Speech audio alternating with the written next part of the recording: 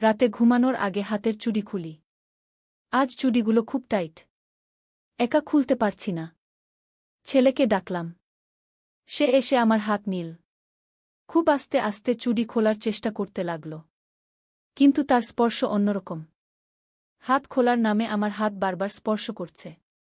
আমার আঙুল ধরে ধরে চুড়ি সরানোর চেষ্টা করছে।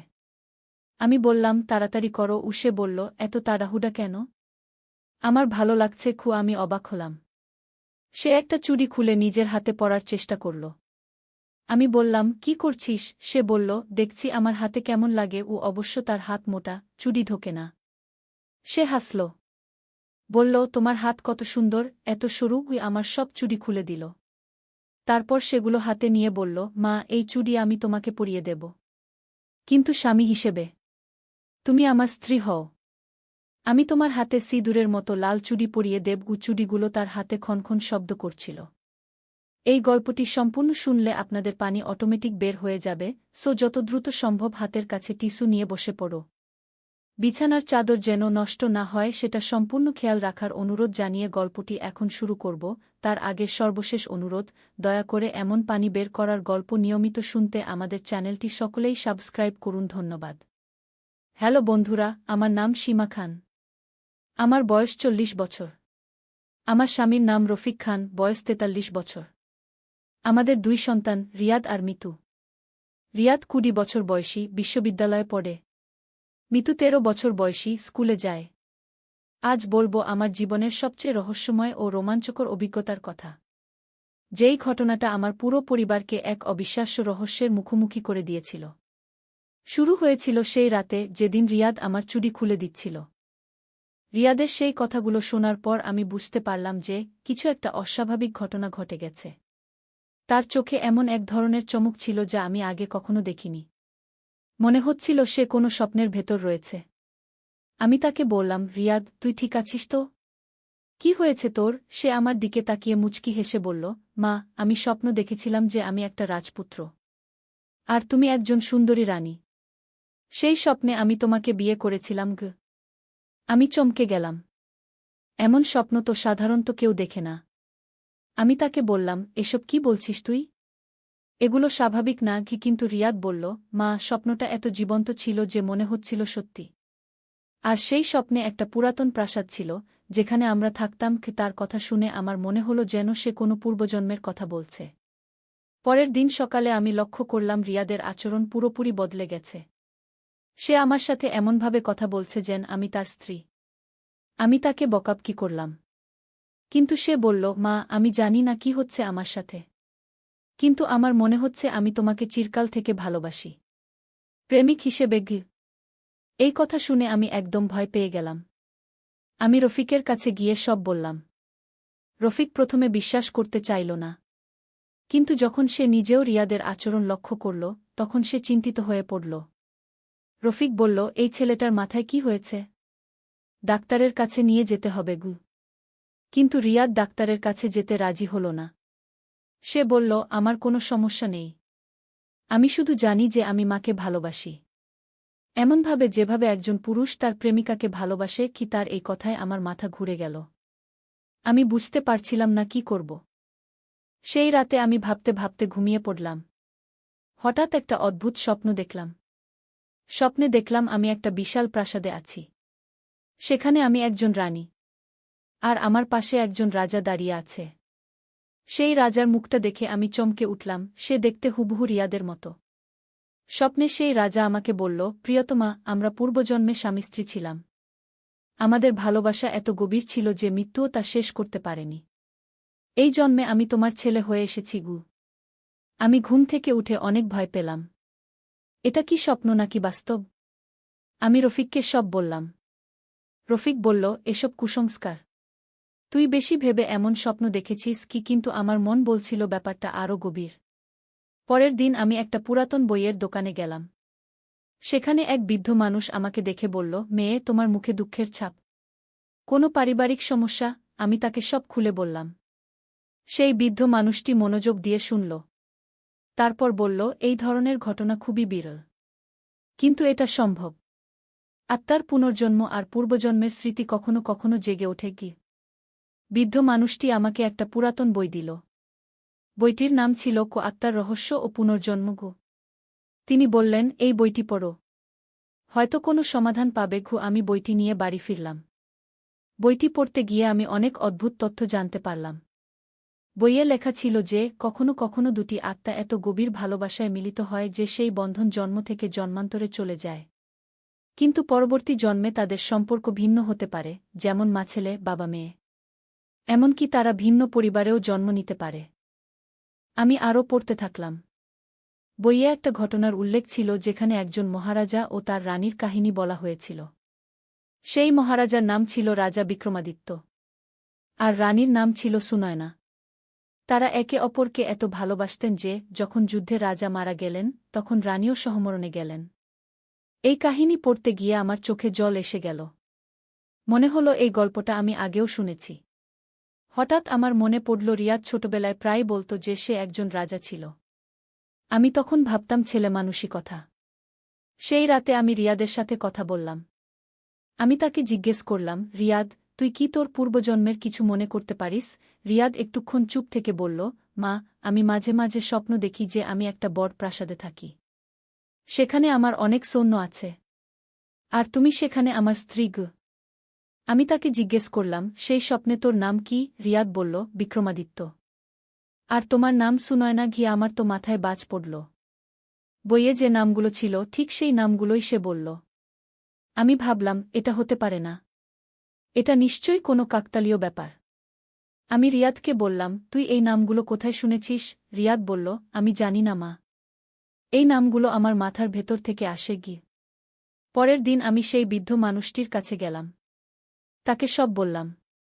তিনি বললেন, মেয়ে, এটা নিঃসন্দেহে পূর্বজন্মের স্মৃতি। তোমার ছেলের ভেতর সেই রাজা বিক্রমাদিত্যের আত্মা আছে, আর তুমি সেই রানী সুনয়না। আমি জিজ্ঞেস করলাম, তাহলে এখন কি করব? এই সমস্যার সমাধান কি? বৃদ্ধ মানুষটি বললেন, এই সমস্যার সমাধানের জন্য তোমাদের একটা বিশেষ পূজা করতে হবে। সেই পূজার মাধ্যমে এই পূর্বজন্মের আত্মিক বন্ধন ছিন্ন করা যাবে। তিনি আমাকে একটা ঠিকানা দিলেন। বললেন, এই জায়গায় একজন সন্ত আছেন, তিনি এই ধরনের সমস্যার সমাধান করতে পারেন। আমি বাড়ি গিয়ে রফিককে সব বললাম। রফিক প্রথমে অবিশ্বাস করল, কিন্তু যখন আমি তাকে বইটি দেখালাম আর রিয়াদের কথাবার্তার মিল দেখালাম তখন সে রাজি হল। আমরা সকলে মিলে সেই সন্তের কাছে যাওয়ার সিদ্ধান্ত নিলাম। সেই জায়গাটা ছিল শহর থেকে অনেক দূরে একটা পাহাড়ের উপর। আমরা সকাল সকাল রওনা হলাম। পথে গিয়ে দেখলাম অনেক মানুষ সেখানে যাচ্ছে, সকলেই বিভিন্ন সমস্যা নিয়ে। পাহাড়ের উপরে পৌঁছে দেখলাম একটা ছোট্ট আশ্রম। সেখানে একজন বয়স্ক সন্ত বসে আছেন। তার চোখের দিকে তাকালে মনে হয় তিনি সব কিছু জানেন। আমরা তার কাছে গিয়ে সব খুলে বললাম। সন্ত মহারাজ মনোযোগ দিয়ে সব শুনলেন। তারপর রিয়াদের দিকে তাকিয়ে বললেন, বৎস, তোমার ভেতর প্রকৃতই রাজা বিক্রমাদিত্যের আত্মা আছে। আর আপনি কি? আমার দিকে তাকিয়ে বললেন, আপনি রানী সুনয়না। আমার সারা শরীর কেঁপে উঠল। সন্ত মহারাজ বললেন, তোমরা পূর্বজন্মে স্বামী স্ত্রী ছিলে। তোমাদের ভালোবাসা এত তীব্র ছিল যে মৃত্যুর পরেও সেই বন্ধন ছিন্ন হয়নি। এই জন্মে তোমরা মাছেলে হয়ে জন্মেছ, কিন্তু আত্মার গভীরে সেই পুরানো ভালোবাসা জেগে উঠেছে। আমি জিজ্ঞেস করলাম, মহারাজ, এর সমাধান কি? তিনি বললেন, একটা বিশেষ যজ্ঞ করতে হবে। সেই যজ্ঞের মাধ্যমে তোমাদের আত্মার এই পুরানো বন্ধন ছিন্ন করা যাবে। তখন রিয়াদ আবার স্বাভাবিক হয়ে যাবে। সেই যজ্ঞের প্রস্তুতি শুরু হল। আমাদের বিশেষ উপবাস করতে হল, নির্দিষ্ট মন্ত্র জপ করতে হল। রিয়াদের অবস্থা আরও খারাপ হতে থাকল। সে প্রায় সারাক্ষণ আমার কাছে থাকতে চাইত। বলতো, মা, আমি তোমাকে ছাড়া থাকতে পারি না। যজ্ঞের দিন সকাল থেকে নানা আয়োজন শুরু হল। সন্ত মহারাজ বিশেষ পোশাক পরলেন। আমাদেরকেও বিশেষ কাপড় দেওয়া হল। যজ্ঞ শুরু হল সূর্যোদয়ের সাথে সাথে। যজ্ঞের সময় সন্ত মহারাজ বিভিন্ন মন্ত্র উচ্চারণ করতে লাগলেন। হোম কুণ্ডে আগুন জ্বালানো হল। আমাদের হাতে হাত রেখে বিশেষ প্রার্থনা করতে বলা হল। যজ্ঞের এক পর্যায়ে হঠাৎ রিয়াদ অজ্ঞান হয়ে গেল। আমি ভয় পেয়ে গেলাম, কিন্তু সন্ত মহারাজ বললেন, ঘাবড়ানোর কিছু নেই, এটাই স্বাভাবিক। তার আত্মা থেকে পুরানো স্মৃতিগুলো বের হয়ে যাচ্ছে। রিয়াদ প্রায় 2 ঘণ্টা অজ্ঞান ছিল। যখন রিয়াদের জ্ঞান ফিরল তখন সে আমার দিকে তাকিয়ে বলল, মা, আমি কোথায়? এখানে কি হচ্ছে? আমি বুঝলাম তার পূর্বজন্মের স্মৃতি চলে গেছে। সে আবার স্বাভাবিক হয়ে গেছে। সন্ত মহারাজ বললেন, যজ্ঞ সফল হয়েছে। এখন থেকে রিয়াদ আর সেই সমস্যায় ভুগবে না। তবে একটা বিষয় মনে রাখবেন, এই পূর্বজন্মের ঘটনা আবার যেন না ঘটে, সেজন্য প্রতি পূর্ণিমায় একটা বিশেষ প্রার্থনা করতে হবে। আমরা সেখান থেকে ফিরে আসলাম। রিয়াদ সত্যিই স্বাভাবিক হয়ে গেছে। সে আর আমার সাথে অস্বাভাবিক আচরণ করে না। কিন্তু মাঝে মাঝে আমার মনে হয় সে কিছু একটা মনে করার চেষ্টা করছে, কিন্তু পারছে না। এই ঘটনার পর আমাদের পরিবারে আরও কিছু অদ্ভুত বিষয় ঘটতে শুরু করল। মিতু মাঝে মাঝে স্বপ্ন দেখত যে সে একজন রাজকন্যা। রফিক কখনো কখনো বলত যে তার মনে হয় সে কোনো যোদ্ধা ছিল। আমিও মাঝে মাঝে স্বপ্ন দেখতাম যে আমি কোনো প্রাসাদে আছি। একদিন আমি সেই পুরাতন বইয়ের দোকানের মালিকের কাছে গেলাম। তাকে এইসব বললাম। তিনি বললেন, এটা স্বাভাবিক। তোমাদের সকলে মিলে একটা পূর্বজন্মের পরিবার গঠন করেছিলে। যদিও এই জন্মে তোমাদের যজ্ঞের মাধ্যমে সমস্যার সমাধান হয়েছে, তবুও কিছু স্মৃতি থেকে যায়। তিনি আরও বললেন, তোমাদের এই পূর্বজন্মের গল্পটা খুবই বিরল। সাধারণত এমন ঘটনা ঘটে না। কিন্তু যখন ঘটে, তখন সেটা অনেক শক্তিশালী হয়। আমি জিজ্ঞেস করলাম, আমরা কি আরও কিছু জানতে পারি? তিনি বললেন, তোমরা চাইলে ধ্যানের মাধ্যমে আরও কিছু স্মৃতি উদ্ধার করতে পারো। তবে সেটা ঝুঁকিপূর্ণ। আমি ভাবলাম আর ঝুঁকি নিতে চাই না। আমাদের পরিবার এখন স্বাভাবিক। রিয়াদ তার লেখাপড়া নিয়ে ব্যস্ত। মিতু স্কুলের কাজে মনোযোগী। রফিক তার ব্যবসা নিয়ে ব্যস্ত। সবকিছু ঠিকঠাক চলছে। কিন্তু মাঝে মাঝে আমার মনে হয় এই পুরো ঘটনাটা একটা স্বপ্ন ছিল। কিন্তু সেই চুরির ঘটনা, রিয়াদের সেই অদ্ভুত আচরণ, সন্ত মহারাজের সাথে দেখা, এসব তো সত্যি ছিল। একদিন রিয়াদ আমাকে জিজ্ঞেস করল, মা, আমার কি মনে হয় যে আমি তোর সাথে অন্য কোনো জীবনে ছিলাম? মাঝে মাঝে এমন লাগে যেন তোকে আমি অনেক দিন ধরে চিনি। শুধু মা হিসেবে না। গিয়ে আমি তাকে বললাম, সেসব আর ভেবিস না। এখন তুই আমার ছেলে। এটাই তোর পরিচয়। কিন্তু রিয়াদের কথায় আমার মনে আবার সেই পুরাতন দিনের কথা মনে পড়ে গেল। আমি ভাবলাম, হয়তো সন্ত মহারাজের যজ্ঞেও সব স্মৃতি মুছে যায়নি। কিছু কিছু থেকে গেছে। সেই রাতে আমি একটা অদ্ভুত স্বপ্ন দেখলাম। স্বপ্নে দেখলাম আমি একটা সুন্দর বাগানে দাঁড়িয়ে আছি। আমার পরনে লাল রঙের একটা সুন্দর শাড়ি। আমার হাতে সোনার চুড়ি। চুলে ফুলের মালা। হঠাৎ পেছন থেকে কেউ আমার কাঁধে হাত রাখল। আমি পেছন ফিরে তাকালাম। দেখলাম রিয়াদ। কিন্তু সে দেখতে অনেক বয়স্ক। তার পরনে রাজকীয় পোশাক। মাথায় সোনের মুকুট। স্বপ্নে সেই রিয়াদ আমাকে বলল, সুনয়না, আমি জানি তুমি আমাকে ভুলে যেতে চাও। কিন্তু আমাদের ভালোবাসা এত গভীর যে সেটা কোনো যজ্ঞেও মুছে যাবে না। আমি স্বপ্নে বললাম, বিক্রমাদিত্য, আমরা এখন ভিন্ন সম্পর্কে আছি। তুমি আমার ছেলে। সে বলল, আত্মার কোনো সম্পর্ক নেই। আত্মা শুধু ভালোবাসা জানে। আমি ঘুম থেকে উঠে অনেক অস্থির লাগল। এই স্বপ্নটা এত জীবন্ত ছিল যে মনে হচ্ছিল বাস্তব। আমি রফিককে কিছু বলতে চাইলাম না। সে চিন্তিত হয়ে পড়বে। পরের কয়েকদিন আমি লক্ষ্য করলাম রিয়াদ আবার অদ্ভুত আচরণ করতে শুরু করেছে। সে আমার দিকে এমনভাবে তাকায় যেন আমি তার প্রেমিকা। আমি ভয় পেয়ে গেলাম। মনে হলো যজ্ঞের প্রভাব কমে যাচ্ছে। আমি আবার সেই পুরাতন বইয়ের দোকানে গেলাম।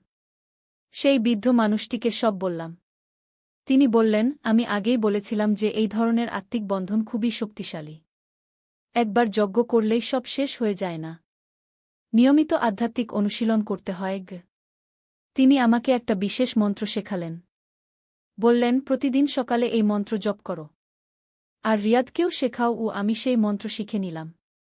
বাড়ি গিয়ে রিয়াদকেও শেখালাম। প্রথম কয়েকদিন রিয়াদ মন্ত্র জপ করতে চাইল না। সে বলল, মা, আমার ভালো লাগছে না।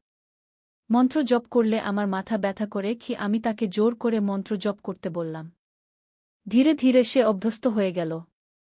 কিছুদিন পর আমি লক্ষ্য করলাম রিয়াদের আচরণ আবার স্বাভাবিক হয়ে আসছে। কিন্তু একদিন হঠাৎ একটা ঘটনা ঘটল যা আমাকে আবার চিন্তিত করে তুলল। সেদিন সকালে আমি রান্নাঘরে কাজ করছিলাম। হঠাৎ রিয়াদ এসে আমার পেছন থেকে জড়িয়ে ধরল। আমি চমকে গেলাম। সে আমার কানের কাছে মুখ নিয়ে এসে ফিসফিস করে বলল, সুনয়না, আমি তোমাকে ভীষণ মিস করি। আমি তাড়াতাড়ি তাকে ধাক্কা দিয়ে সরিয়ে দিলাম। বললাম, রিয়াদ, তুই কি করছিস? রিয়াদ হাসতে হাসতে বলল, মা, আমি তো শুধু জড়িয়ে ধরেছি। এতে অসুবিধা কি? কিন্তু তার চোখের দিকে তাকিয়ে আমি বুঝলাম সে আবার সেই অবস্থায় ফিরে যাচ্ছে। আমি সেদিনই সন্ত মহারাজের কাছে খবর পাঠালাম। তিনি উত্তরে বললেন যে আমাদের আবার তার কাছে যেতে হবে। এবার আরও শক্তিশালী পূজা করতে হবে। আমরা আবার সেই পাহাড়ে গেলাম। সন্ত মহারাজ বললেন, এই সমস্যার একটাই স্থায়ী সমাধান আছে। রিয়াদকে কিছুদিনের জন্য আলাদা থাকতে হবে। দূরে কোথাও পাঠিয়ে দিতে হবে। আমি জিজ্ঞেস করলাম, কতদিন? তিনি বললেন, কমপক্ষে 1 বছর। আমার হৃদয় ভেঙে গেল। রিয়াদ আমার একমাত্র ছেলে। তাকে দূরে পাঠিয়ে দিতে হবে? কিন্তু সন্ত মহারাজ বুঝিয়ে বললেন, তোমাদের একসাথে থাকলে এই আত্মিক বন্ধন আরও শক্তিশালী হবে। দূরত্ব এই সমস্যার সমাধান করবে। আমরা ভারী মনে বাড়ি ফিরলাম। রফিকের সাথে আলোচনা করে ঠিক করলাম যে রিয়াদকে ঢাকার একটা হোস্টেলে রেখে পড়াশোনা করতে দেব। সেখানে আমাদের এক আত্মীয় আছে, সে দেখাশোনা করবে। রিয়াদকে যখন এই কথা বললাম, সে প্রথমে রাজি হল না। বলল, মা, আমি তোর কাছ থেকে দূরে থাকতে পারব না। কিন্তু আমি তাকে বুঝিয়ে বললাম যে এটা তার ভালোর জন্যই। রিয়াদ ঢাকা যাওয়ার দিন আমার খুব কান্না পেল। মন খারাপ হয়ে গেল। কিন্তু আমি জানতাম এটাই ঠিক। প্রথম কয়েক মাস রিয়াদ মাঝে মাঝে ফোন করত। তার গলায় আমার জন্য ভীষণ কান্না ছিল। 6 মাস পর রিয়াদ একবার বাড়ি এলো। আমি লক্ষ্য করলাম তার আচরণ অনেক স্বাভাবিক। সে আমার সাথে স্বাভাবিক ছেলেমায়ের মতো কথা বলছে। আর কোনো অদ্ভুত আচরণ নেই। 1 বছর পর যখন রিয়াদ একদম স্বাভাবিক হয়ে গেল, তখন আমরা তাকে বাড়িতে নিয়ে এলাম। এখন আমাদের পরিবার পুরোপুরি স্বাভাবিক। রিয়াদ তার পড়াশোনা নিয়ে ব্যস্ত। সে এখন একটা মেয়ের সাথে প্রেম করে। মাঝে মাঝে তার বান্ধবীর কথা আমাকে বলে। কিন্তু আমার মনে এখনও মাঝে মাঝে সেই দিনগুলোর কথা মনে পড়ে। সেই চুরির ঘটনা, রিয়াদের সেই অদ্ভুত কথাবার্তা, সন্ত মহারাজের সাথে দেখা, এসব কি সত্যি ঘটেছিল নাকি এসব আমার কল্পনা? একদিন মিতু আমাকে জিজ্ঞেস করল, মা, রিয়াদ ভাইয়া কেন 1 বছর দূরে ছিল? আমি তাকে সত্যি কথা বলতে পারলাম না। বললাম, ভালো পড়াশোনার জন্য। কিন্তু মিতু বুদ্ধিমতী মেয়ে। সে বুঝতে পারে যে কোনো গোপন কারণ আছে। আজ রিয়াদের বিয়ের প্রস্তাব এসেছে। একটা ভালো পরিবার থেকে। রিয়াদও রাজি। আমি খুশি। মনে হচ্ছে সবকিছু ঠিক হয়ে যাচ্ছে। কিন্তু গতকাল রাতে আমি আবার একটা স্বপ্ন দেখলাম। স্বপ্নে দেখলাম রিয়াদ আমাকে বলছে, মা, আমার বিয়ে হলে তুমি কেমন লাগবে? আমি বললাম, খুব ভালো লাগবে। কিন্তু রিয়াদ বলল, কিন্তু আমার মন তো তোর কাছেই পড়ে থাকবে। স্বপ্ন থেকে উঠে আমার ভয় লাগল। মনে হলো এই সমস্যা পুরোপুরি শেষ হয়নি। আমি ঠিক করেছি রিয়াদের বিয়ের আগে আরেকবার সন্ত মহারাজের কাছে যাব। নিশ্চিত হতে হবে যে সবকিছু ঠিক আছে। আজ সকালে রিয়াদ আমার কাছে এসে বলল, মা, তুই আমার বিয়ে নিয়ে চিন্তিত? আমি বললাম, না।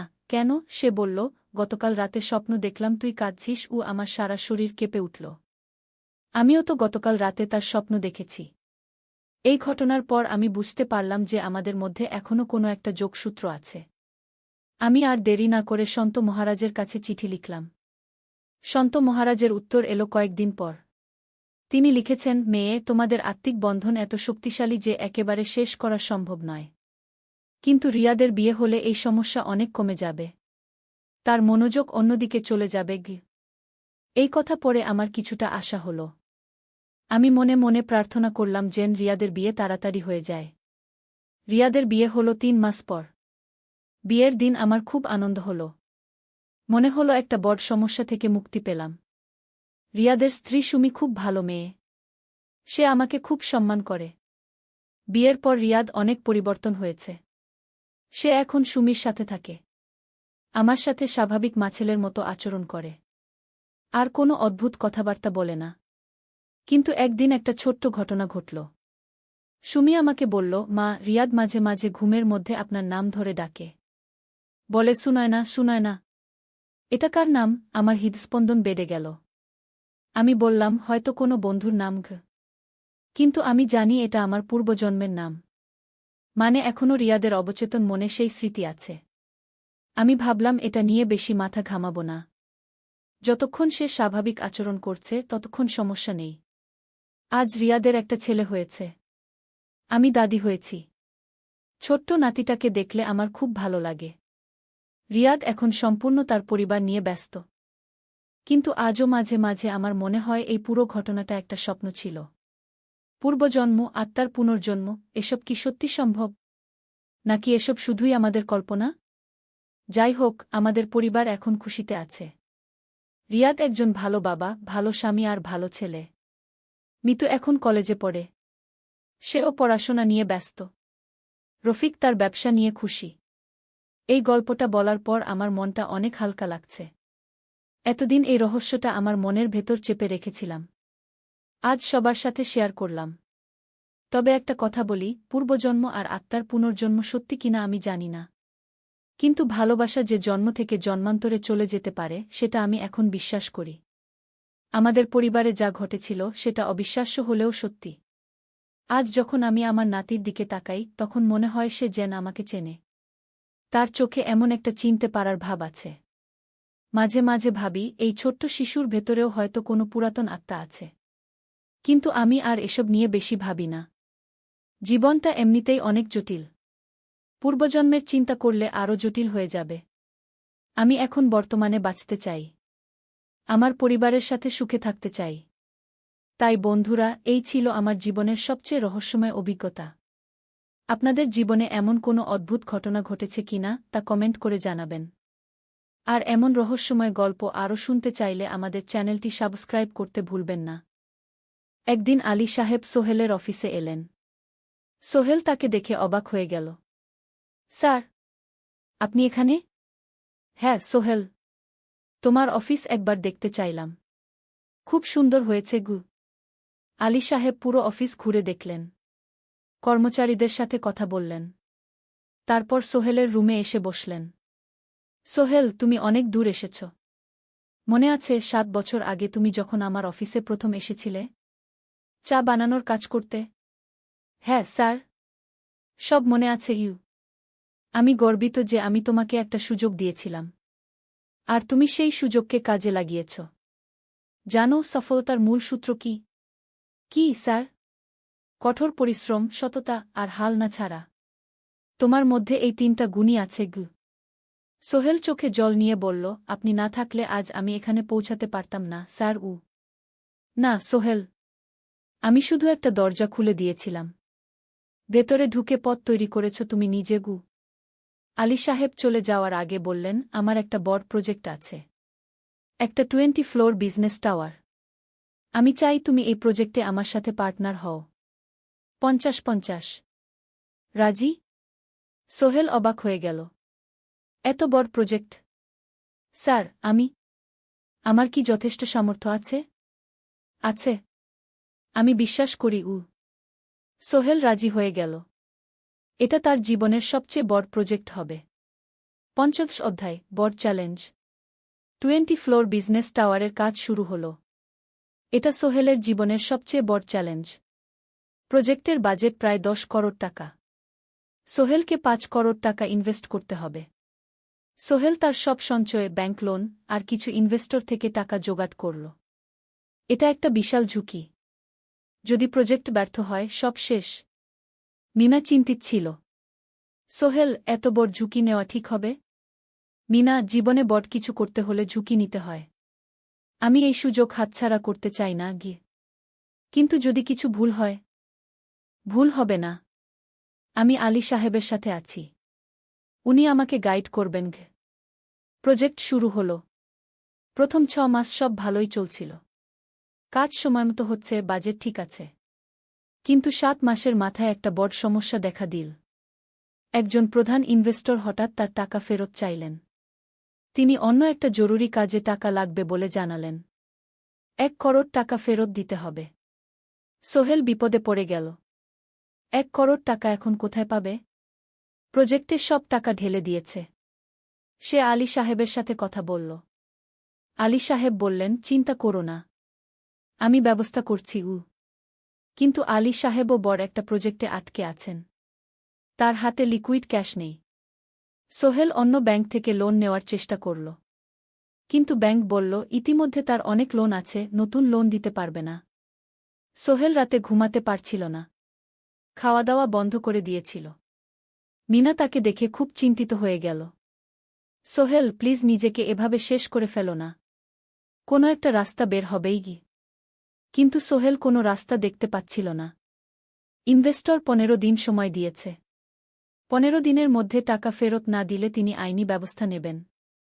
10 দিন কেটে গেল। সোহেল কোনো সমাধান খুঁজে পেল না। সে প্রায় হাল ছেড়ে দিয়েছিল। 11 দিনের দিন একটা অপ্রত্যাশিত ঘটনা ঘটল। জাহিদ ভাই, সোহেলের পুরনো সহকর্মী, তার অফিসে এলেন। জাহিদ ভাই এখন একটা রিয়েল এস্টেট কোম্পানিতে সিনিয়র ম্যানেজার। সোহেল, আমি তোমার সমস্যার কথা শুনেছি গু। হ্যাঁ ভাই, আমি বিপদে পড়েছি গু। আমি তোমাকে সাহায্য করতে চাই। আমার কিছু সঞ্চয় আছে। 5 লাখ টাকা। তুমি নাও। সোহেল চোখে জল নিয়ে বলল, ভাই আমি কিছু বলার দরকার নেই। তুমি আমাকে অনেক কিছু শিখিয়েছ। তোমার কাছ থেকে পরিশ্রম আর সততা শিখেছি। এখন আমার পালা তোমাকে সাহায্য করার। জাহিদ ভাই চলে যাওয়ার পর আরও দুজন এলো। একজন সোহেলের পুরনো ক্লায়েন্ট, আরেকজন তার কর্মচারী। দুজন মিলে আরও 8 লাখ টাকা দিল। করিম মামা 20 লাখ টাকা ব্যবস্থা করলেন। তার কিছু বন্ধুদের কাছ থেকে ধার করে। মিনা তার সব গয়না বিক্রি করে 10 লাখ টাকা দিল। সবাই মিলে প্রায় 45 লাখ টাকা জোগাড় হল। বাকি 65 লাখ টাকা সোহেল তার অফিসের সব অ্যাসেট বিক্রি করে আর একটা প্রাইভেট ফিন্যান্স কোম্পানি থেকে উচ্চ সুদে লোন নিয়ে ব্যবস্থা করল। ঠিক 14 দিনের দিন সোহেল ইনভেস্টরকে 1 করোড় টাকা ফেরত দিল। ইনভেস্টর টাকা নিয়ে চলে গেলেন। সোহেল তার অফিসে ফিরে এসে চেয়ারে বসে কাঁদল। এত চাপ, এত টেনশন, সব যেন একসাথে বের হয়ে এল। মিনা এসে তাকে জড়িয়ে ধরল। আমরা পেরেছি সোহেল। আমরা পেরেছি গু। ষোড়শ অধ্যায়, পুনরুদ্ধার। এই ঘটনার পর সোহেল আরও সাবধান হয়ে গেল। সে বুঝল, ব্যবসায় শুধু সাহস নয়, বুদ্ধিও লাগে। ঝুঁকি নিতে হয়, কিন্তু হিসাব করে। প্রজেক্ট চলতে থাকল।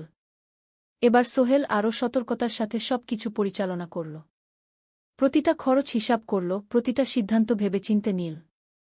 আরও 1 বছর পর 20 ফ্লোর বিজনেস টাওয়ার সম্পন্ন হল। চমৎকার বিল্ডিং। শহরের অন্যতম সুন্দর ভবন। বিল্ডিংয়ের উদ্বোধন অনুষ্ঠানে শহরের মেয়র এলেন। অনেক ব্যবসায়ী, সাংবাদিক এল। সোহেলের নাম পত্রিকা ছাপা হল। স্বপ্নের শহরে এক তরুণ উদ্যোক্তার সফলতার গল্প। প্রজেক্ট থেকে সোহেলের লাভ হল প্রায় 2 করোড় টাকা। এই টাকা দিয়ে সে সব ঋণ শোধ করল। জাহিদ ভাইয়ের টাকা ফেরত দিল। করিম মামার ঋণ শোধ করল। যারা সাহায্য করেছিল সবাইকে টাকা ফেরত দিল। মিনার জন্য নতুন গয়না কিন। আরও সুন্দর। তার মাকে গ্রামে একটা নতুন পাকা বাড়ি বানিয়ে দিল। মা কাঁদতে কাঁদতে বললেন, তোর বাবা বেঁচে থাকলে কত খুশি হতো। তুই আমার সব স্বপ্ন পূরণ করেছিস গে। সোহেল নিজেদের জন্য একটা ফ্ল্যাট কিন। 4 রুমের ফ্ল্যাট, সমুদ্রের কাছে। এখন আর ভাড়া বাড়িতে থাকতে হয় না। সপ্তদশ অধ্যায়, প্রতিদান। সোহেল এখন একজন প্রতিষ্ঠিত উদ্যোক্তা। কিন্তু সে তার শেখ ভোলেনি। যে গ্রাম থেকে সে এসেছে, যারা তাকে সাহায্য করেছে, কাউকেই ভোলেনি। সে তার গ্রামে একটা স্কুল বানিয়ে দিল। সোহেল ফাউন্ডেশন স্কুল কো গরিব ছেলেমেয়েরা ফ্রিতে পড়তে পারবে। ভালো শিক্ষক নিযোগ দিল। ভালো পড়াশোনার ব্যবস্থা করল। শহরে একটা ফ্রি মেডিকেল ক্লিনিক খুল। গরিব মানুষরা ফ্রিতে চিকিৎসা পাবে। প্রতি বছর 10 জন মেধাবী কিন্তু গরিব ছাত্রছাত্রীকে স্কলারশিপ দেওয়া শুরু করল। তারা বিনামূল্যে পড়াশোনা করতে পারবে। একদিন একটা টিভি চ্যানেল সোহেলের ইন্টারভিউ নিতে এল। আপনার সফলতার গোপন সূত্র কি? সোহেল একটু ভেবে বলল, কঠোর পরিশ্রম, সততা আর হাল না ছাড়া। এই 3টা জিনিস যদি কারো মধ্যে থাকে, সে যে কোনো কিছু অর্জন করতে পারে। আর সবচেয়ে বড় কথা, যারা আমাকে সাহায্য করেছে তাদের ছাড়া আমি কিছুই না। একা কেউ সফল হতে পারে না গি। আপনার পরবর্তী স্বপ্ন কি? আমি চাই আরও মানুষকে সাহায্য করতে। আমার মতো যারা গ্রাম থেকে শহরে আসে তাদের জন্য একটা ট্রেনিং সেন্টার খুলব। তারা সেখানে বিভিন্ন স্কিল শিখতে পারবে। চাকরি পাবে। নিজের পায়ে দাঁড়াতে পারবে গু। অষ্টাদশ অধ্যায়, নতুন প্রজন্ম। আরও 5 বছর কেটে গেল।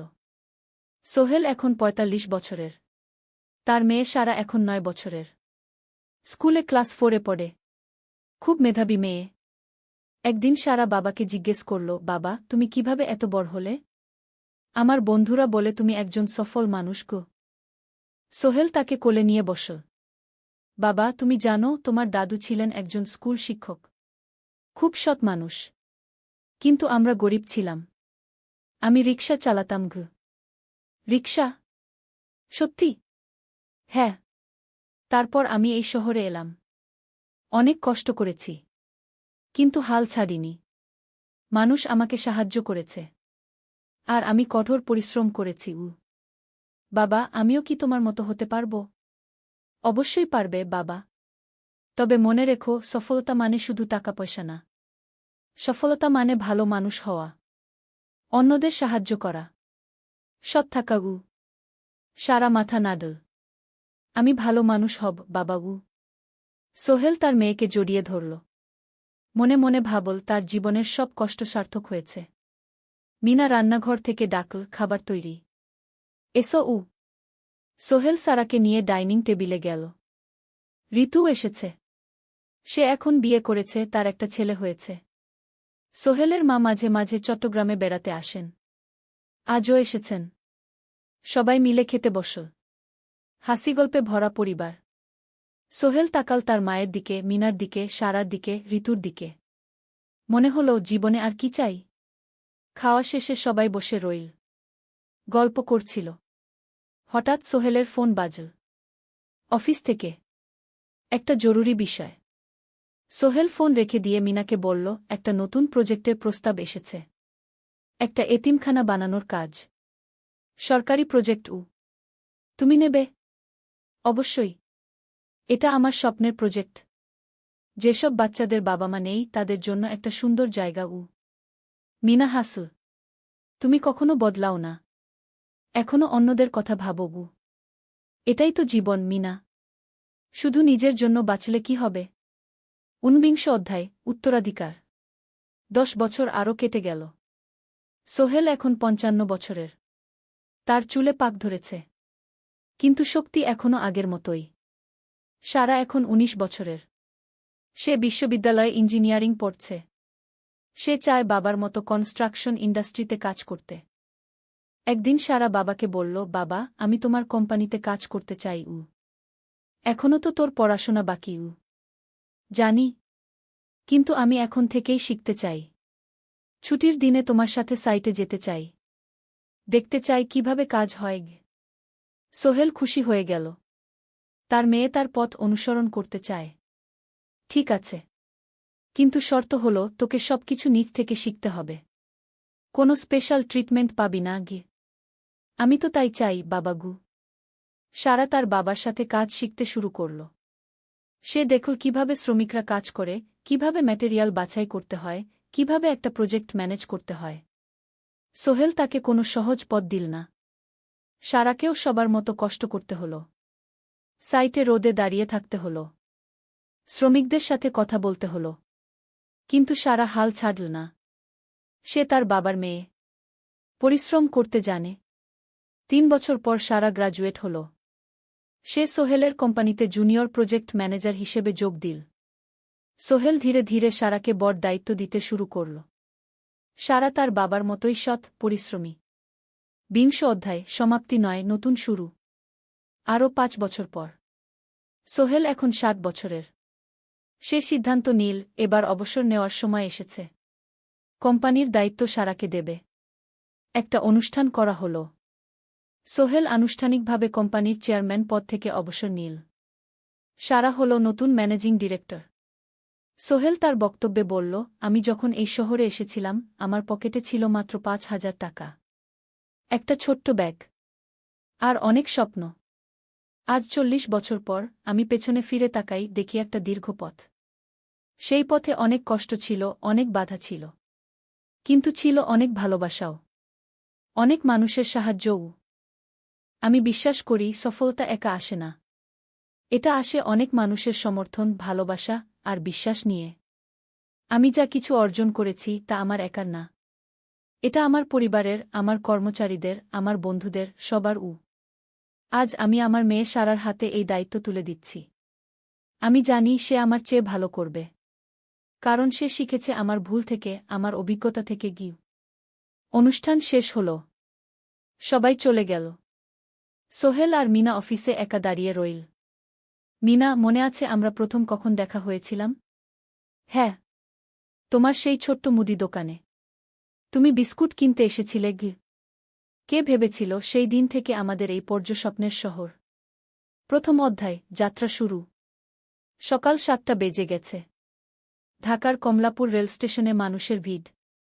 চারদিকে চা বিস্কুট বিক্রেতাদের চিৎকার, ট্রেনের হর্ন আর যাত্রীদের কোলাহল।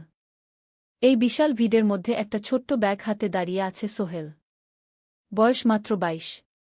গায়ের রং শ্যামলা, চোখে স্বপ্নের ঝিলিক। ভাইজা, চট্টগ্রামের টিকিট আছে? সোহেল টিকিট কাউন্টারের সামনে দাঁড়িয়ে জিজ্ঞেস করল। আছে। ৩০ টাকা। কাউন্টারের লোকটা উত্তর দিল। সোহেল তার পকেট থেকে টাকা বের করল। মোট ৫,০০০ টাকা। এই টাকা সে জমিয়েছে গত ৩ বছরে রিকশা চালিয়ে। তার স্বপ্ন ছিল চট্টগ্রাম গিয়ে একটা ভালো চাকরি পাওয়া। গ্রামে আর থাকতে চায় না সে। বাবা মারা গেছেন ১০ বছর আগে। মা আর ছোট বোন ঋতুকে নিয়ে সংসার চালাচ্ছিল রিকশা চালিয়ে। কিন্তু এভাবে তো আর সারা জীবন চলবে না। টিকিট কেটে সোহেল প্ল্যাটফর্মে এলো। ট্রেন ছাড়বে আর মাত্র ১৫ মিনিট পরে। সে একটা বেঞ্চে বসে পড়ল। ব্যাগটা বুকের কাছে চেপে ধরল। এই ব্যাগে আছে তার সব সম্পদ, কিছু কাপড়, একটা ছোট্ট ফটো ফ্রেমে বাবা মায়ের ছবি, আর কিছু টাকা। কোথায় যাচ্ছেন? পাশে বসা একজন বয়স্ক মানুষ জিজ্ঞেস করলেন। চট্টগ্রাম কাকা। চাকরি খুঁজতে যাচ্ছি। কে? সোহেল বিনয়ের সাথে উত্তর দিল। ভালো। তবে শহরে সাবধানে থাকবেন। শহর মানে অনেক সুযোগ, কিন্তু অনেক ফাঁদও আছে। বয়স্ক লোকটা বললেন। সোহেল মাথা নাড়ল। সে জানে শহরের জীবন সহজ না। কিন্তু তার কোনো বিকল্প নেই। গ্রামে রিকশা চালিয়ে মাসে ৩,৫০০ টাকা আয় হতো। তার মধ্যে সংসার চালাতে হতো, বোনের স্কুলের খরচ দিতে হতো, মায়ের ওষুধের খরচ দিতে হতো। কিছুই বাঁচত না। আর এই জীবন থেকে বেরোনোর একটাই পথ, শহরে গিয়ে ভালো কাজ খুঁজে নেওয়া। সোহেল মনে মনে ভাবল তার বাবার কথা। বাবা ছিলেন একজন স্কুল শিক্ষক। খুব সৎ মানুষ ছিলেন। সবসময় বলতেন, সোহেল, তুই লেখাপড়া শিখে বড় মানুষ হবি। আমাদের পরিবারে আর কেউ বড় চাকরি করেনি। তুই করবি। কিন্তু বাবা যখন মারা গেলেন তখন সোহেল মাত্র এসএসসি পরীক্ষা দিয়েছে। ফলাফল ভালো হয়েছিল, জিপিএ অর্ধচতু। কিন্তু বাবার মৃত্যুর পর আর পড়া হল না। পরিবারের দায়িত্ব নিতে হল। ট্রেন ছাড়ল। সোহেল জানালার পাশে বসে বাইরে তাকাল। ধানক্ষেত, নদী, ছোট ছোট গ্রাম, সব পেছনে ফেলে ট্রেন এগিয়ে চল। সোহেলের মনে হল সে যেন তার পুরনো জীবনটাকেও পেছনে ফেলে আসছে। ট্রেনে একজন হকার এসে চা বিক্রি করছিল। সোহেল একটা চা কিনল। ১০ টাকা। চা খেতে খেতে সে ভাবছিল, চট্টগ্রাম পৌঁছে কি হবে? করিম মামা তাকে সাহায্য করবেন তো? চাকরি পাওয়া যাবে তো? করিম মামা আসলে সোহেলের খুব দূর সম্পর্কের মামা। সোহেলের দাদির বোনের ছেলে। অনেক বছর আগে গ্রাম ছেড়ে চট্টগ্রামে চলে গিয়েছিলেন। সেখানে একটা কনস্ট্রাকশন কোম্পানিতে কাজ করেন। বছরে একবার দুবার গ্রামে আসতেন। গত বছর যখন এসেছিলেন তখন সোহেলের মাকে বলেছিলেন, সোহেলকে চট্টগ্রাম পাঠান। আমি একটা কাজের ব্যবস্থা করে দেব। সেই কথাতেই ভরসা করে সোহেল আজ এই যাত্রা। দ্বিতীয় অধ্যায়, নতুন শহর। চট্টগ্রাম পৌঁছাতে প্রায় ৬ ঘণ্টা লেগে গেল। দুপুর ১টা বাজে। সোহেল স্টেশন থেকে বের হয়ে শহরের রাস্তায় দাঁড়াল। কি বিশাল শহর! এত গাড়ি, এত মানুষ।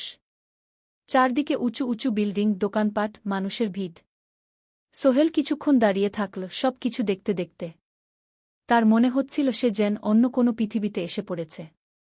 তার পকেটে একটা ছোট্ট কাগজ আছে। সেখানে লেখা একটা ঠিকানা, করিম মিয়া, বাড়ি নং ২৩, রোড নং ৫, আগ্রাবাদ, চট্টগ্রামকে। সোহেল একটা রিকশা ডাকল। কত নেবেন আগ্রাবাদ যেতে? ৫০ টাকা। সোহেল রিকশায় উঠল। রাস্তার দুধারে দোকান, মার্কেট, অফিস, সব কিছু দেখতে দেখতে সে অবাক হয়ে গেল। এত বড় শহর, এত কিছু!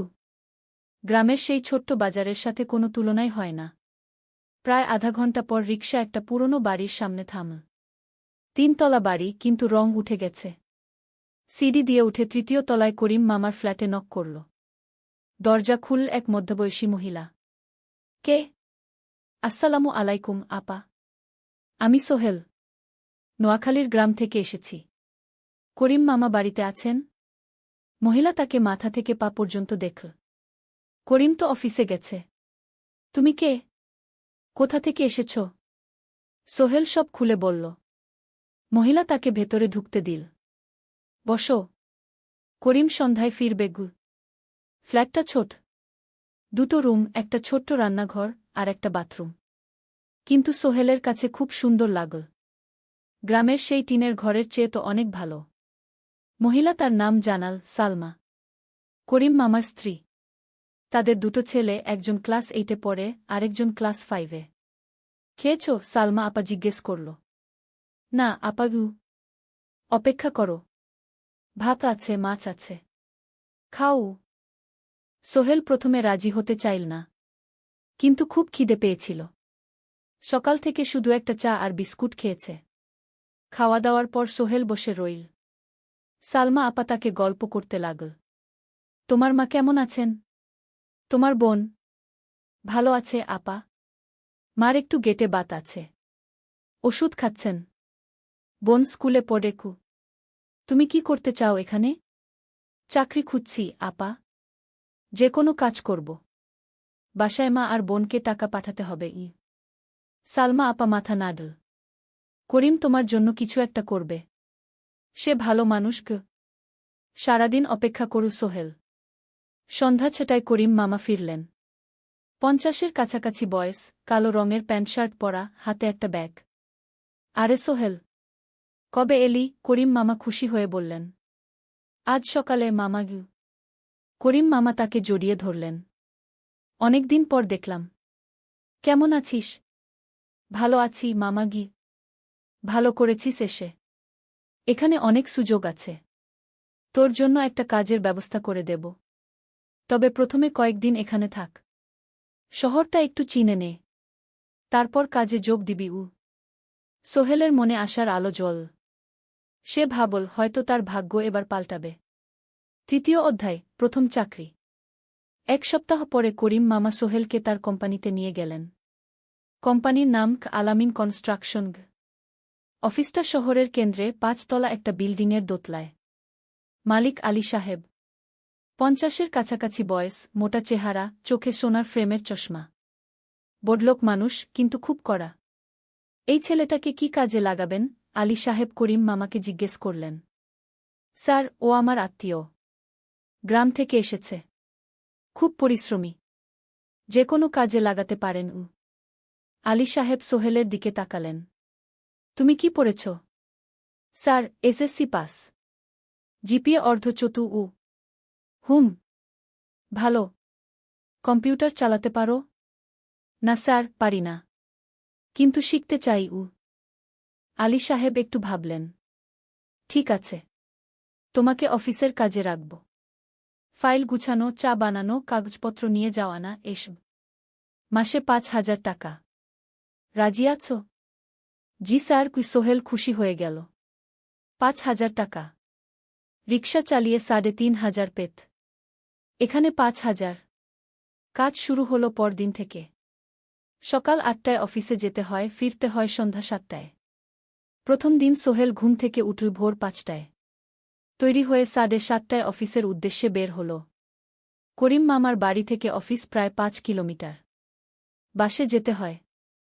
অফিসে পৌঁছে সোহেল দেখল সেই প্রথম আলী সাহেব এখনো আসেননি। অফিস খোলা ছিল না। 8-10 মিনিট পর একজন লোক এসে অফিস খুল। তুমি নতুন? জি। আমি সোহেল গু। আমি জাহিদ, অ্যাসিস্ট্যান্ট ম্যানেজার। এসো। জাহিদ ভাই সোহেলকে সব কিছু দেখাল। অফিসে মোট 6 জন কর্মচারী। 2 জন ইঞ্জিনিয়ার, একজন অ্যাকাউন্ট্যান্ট, একজন অ্যাসিস্ট্যান্ট ম্যানেজার, জাহিদ ভাই, একজন রিসেপশনিস্ট, আর এখন সোহেল। সোহেলের কাজ শুরু হলো চা বানানো দিয়ে। তারপর অফিস পরিষ্কার করা, ফাইল গুছানো, কাগজপত্র এক জায়গা থেকে আরেক জায়গায় নিয়ে যাওয়া। কাজ কঠিন না, কিন্তু সারাদিন দৌড়ঝাঁপ করতে হয়। দুপুরে খাবারের জন্য আধা ঘন্টা বিরতি। সোহেল একটা ছোট হোটেলে গিয়ে ভাতডাল তরকারি খেল। 50 টাকা। সন্ধ্যায় অফিস বন্ধ হল। সোহেল ক্লান্ত হয়ে বাসায় ফিরল। কেমন লাগল প্রথম দিন? করিম মামা জিজ্ঞেস করলেন। ভালো মামা। অনেক কিছু শিখলাম ঘ। প্রথম মাসের শেষে সোহেল বেতন পেল ৫,০০০ টাকা। সে ৩,০০০ টাকা মাকে পাঠাল। মা ফোনে কাঁদতে লাগলেন। আল্লাহ তোকে ভালো রাখুক সোহেল। সোহেলের চোখেও জল এলো। তার মনে হল সে একটা বড় কাজ করতে পেরেছে। চতুর্থ অধ্যায়, শহরের জীবন। ৩ মাস কেটে গেল। সোহেল এখন শহরের সাথে মিশে গেছে।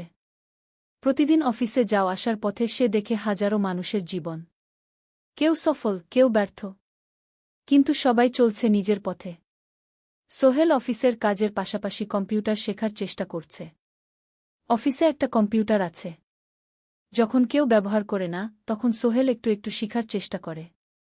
জাহিদ ভাই তাকে সাহায্য করেন। সোহেল, তুমি যদি কম্পিউটার ভালোভাবে শিখতে পারো, তাহলে তোমার ভবিষ্যৎ উজ্জ্বল। জাহিদ ভাই একদিন বললেন। কিভাবে শিখব ভাই? ট্রেনিং সেন্টারে যাও। সন্ধ্যায় ক্লাস আছে। মাসে ২,০০০ টাকা লাগবে গি। সোহেল ভাবল, ২,০০০ টাকা অনেক, কিন্তু এটা বিনিয়োগ, ভবিষ্যতের জন্য। সে একটা ট্রেনিং সেন্টারে ভর্তি হল। সপ্তাহে ৩ দিন, সন্ধ্যা ৭:৩০ থেকে রাত ৯টা পর্যন্ত ক্লাস। কম্পিউটারের basic, MS Word, Excel, PowerPoint, internet ব্যবহার। একদিন অফিস থেকে ফেরার সময় সোহেল একটা দোকানে চা খেতে গেল। দোকানের পাশেই একটা ছোট্ট মুদি দোকান। সেখানে একটা মেয়ে বসে আছে। বয়স হবে ২০-এর কাছাকাছি। সাদাসিধে চেহারা, সাদা শাড়ি পরা, কিন্তু চোখে এক ধরনের দৃঢ়তা। ভাইজা, এক প্যাকেট বিস্কুট দেন কি? সোহেল বলল। মেয়েটা বিস্কুট দিল। ২০ টাকা। সোহেল টাকা দিয়ে যাচ্ছিল, হঠাৎ মেয়েটা বলল, আপনি নতুন এসেছেন এই এলাকায়, তাই না? হ্যাঁ। ৩ মাস হল। কিভাবে বুঝলেন? আপনার চেহারা দেখেই বোঝা যায়। এখনও গ্রামের ছোঁয়া আছে। আর আপনি প্রতিদিন এই পথ দিয়ে যান। দেখেছি কি? মেয়েটা হাসল। সোহেলও হেসে ফেল। আপনি খুব পর্যবেক্ষক মনে হচ্ছে গি। জীবনে অনেক কিছু দেখেছি, তাই মানুষকে চিনতে শিখেছি গি। আপনার নাম? মিনা। এই দোকান আমার বাবার। উনি অসুস্থ, তাই আমি দেখছি গু। সেদিন থেকে সোহেল প্রায়ই সেই দোকানে যেতে শুরু করল। মিনার সাথে গল্প করত। ধীরে ধীরে তাদের মধ্যে একটা বন্ধুত্ব তৈরি হল। মিনাও তার জীবনের গল্প বলল। মিনার মা মারা গেছেন যখন সে মাত্র ৭ বছরের। বাবা আব্দুল হামিদ একা হাতে মিনাকে বড় করেছেন। মুদি দোকান দিয়ে সংসার চালান। মিনা কলেজে পড়ে, অনার্স সেকেন্ড ইয়ার। সকালে কলেজে যায়, দুপুরে ফিরে এসে দোকান সামলায়। বাবার হার্টের সমস্যা আছে, তাই ভারী কাজ করতে পারেন না। তোমার স্বপ্ন কি? একদিন সোহেল জিজ্ঞেস করল। গ্র্যাজুয়েশন শেষ করে একটা ভালো চাকরি করব। তারপর বাবাকে ভালো চিকিৎসা করাব। তুমি? আমিও চাকরি করে পরিবারকে ভালোভাবে দেখভাল করতে চাই। মা আর বোনকে নিয়ে শহরে আনব একদিন গু। দুজনেই নিজেদের স্বপ্নের কথা বলতে গিয়ে বুঝল তাদের স্বপ্ন অনেকটা একই রকম। পঞ্চম অধ্যায়, বিপদ। ৬ মাস কেটে গেল।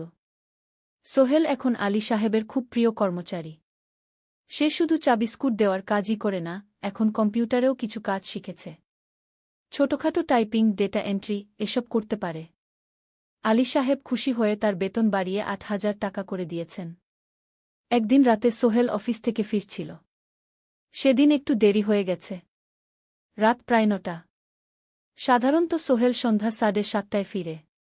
কিন্তু সেদিন অফিসে একটা জরুরি কাজ ছিল। বাস থেকে নেমে সোহেল বাড়ির দিকে হাঁটছিল। হঠাৎ একটা অন্ধকার গলিতে ৩ জন লোক তাকে ঘিরে ধরল। তাদের চেহারা দেখেই বোঝা যাচ্ছিল ভালো উদ্দেশ্য নিয়ে আসেনি। টাকা দে তাড়াতাড়ি, একজন বলল। তার হাতে একটা ছুরি। সোহেল ভয় পেয়ে গেল। ভাই, আমার কাছে খুব কম টাকা আছে গি। যা আছে দে, তাড়াতাড়ি করো। সোহেল কাঁপতে কাঁপতে তার পকেট থেকে ৫ টাকা বের করে দিল। এই টাকা দিয়ে সে বাজার করবে ভেবেছিল। কিন্তু ছিনতাইকারীরা সন্তুষ্ট হল না। শুধু ৫ টাকা? তোর ব্যাগে কি আছে? তারা সোহেলের ব্যাগ কেড়ে নিল। ব্যাগে ছিল তার মোবাইল, কম্পিউটার ট্রেনিং সেন্টারের সার্টিফিকেট আর কিছু গুরুত্বপূর্ণ কাগজপত্র। না ভাই, ব্যাগটা ফেরত দেন। ওতে আমার জরুরি জিনিস আছে। মোবাইল নিয়ে নেন, কিন্তু ব্যাগটা দেন গু। কিন্তু ওরা শুনল না।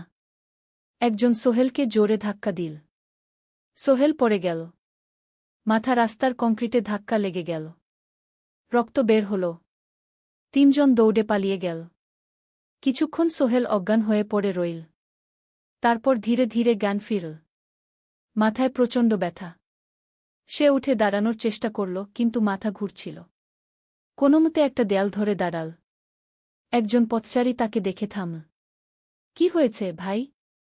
ছিনতাই হয়েছে গি? এসো, আমি তোমাকে হাসপাতালে নিয়ে যাই। কিন্তু সোহেল রাজি হল না। না, ঠিক আছি, বাড়ি যেতে পারব। সে কোনোমতে করিম মামার বাড়িতে পৌঁছাল। দরজা খুলেই সালমা আপা চিৎকার করে উঠলেন। ও আল্লাহ! কি হয়েছে? করিম মামা দৌড়ে এলেন। সোহেলকে ভেতরে নিয়ে গেলেন। তার মাথায় জল ঢেলে রক্ত পরিষ্কার করলেন। ক্ষতটা বেশ গভীর। হাসপাতালে যেতে হবে কি? করিম মামা বললেন। তারা একটা অটোরিকশা নিয়ে নিকটস্থ হাসপাতালে গেলেন। ডাক্তার সোহেলের মাথায় 3টা সেলাই দিলেন। বলল, 1 সপ্তাহ বিশ্রাম নিতে হবে। কোনো ভারী কাজ করা যাবে না। হাসপাতাল থেকে ফিরে সোহেল শুয়ে রইল। তার মনে হচ্ছিল সবকিছু শেষ হয়ে গেছে। মোবাইল চলে গেছে, গুরুত্বপূর্ণ কাগজপত্র চলে গেছে। এখন 1 সপ্তাহ অফিস করতে পারবে না। পরদিন সকালে করিম মামা আলী সাহেবকে ফোন করে সব জানালেন। আলী সাহেব বললেন, ঠিক আছে, সোহেল ভালো হয়ে এলে আসবে, চিন্তার কিছু নেই গি। মিনা যখন এই খবর শুনল, সে সন্ধ্যায় সোহেলকে দেখতে এল করিম মামার বাড়িতে। সাথে এনেছিল কিছু ফল। কি হয়েছিল? মিনা চিন্তিত গলায় জিজ্ঞেস করল। সোহেল সব বলল। মিনা রেগে গেল। এই শহরে এখন অনেক অপরাধ বেড়ে গেছে। পুলিশ কিছু করে না। তুমি পুলিশে রিপোর্ট করেছ? না, লাভ নেই।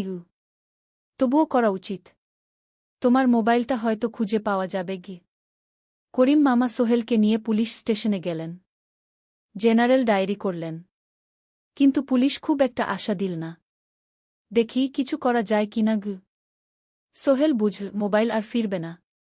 সেই 1 সপ্তাহ সোহেলের জীবনের সবচেয়ে কঠিন সময় ছিল। সে শুধু শারীরিকভাবেই ক্ষতিগ্রস্ত হয়নি, মানসিকভাবেও ভেঙে পড়েছিল। প্রতিরাতে দুঃস্বপ্ন দেখত। সেই 3জন ছিনতাইকারীর মুখ ভুলতে পারছিল না। মিনা প্রায় প্রতিদিন আসত। তাকে সাহস দিত।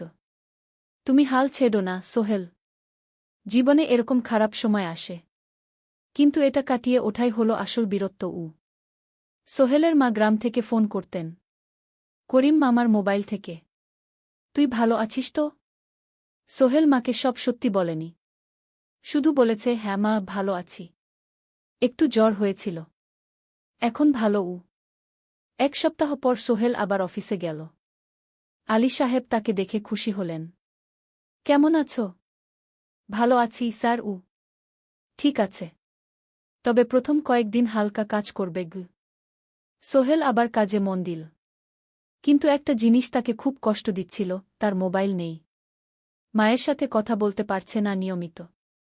করিম মামার মোবাইল চাইতে সংকোচ লাগে। একদিন জাহিদ ভাই তাকে ডাকলেন। সোহেল, আমার একটা পুরনো মোবাইল আছে, তুমি ব্যবহার করো? না ভাই, আমি নাও, আমার কাজে লাগছে না, তুমি রাখো গু।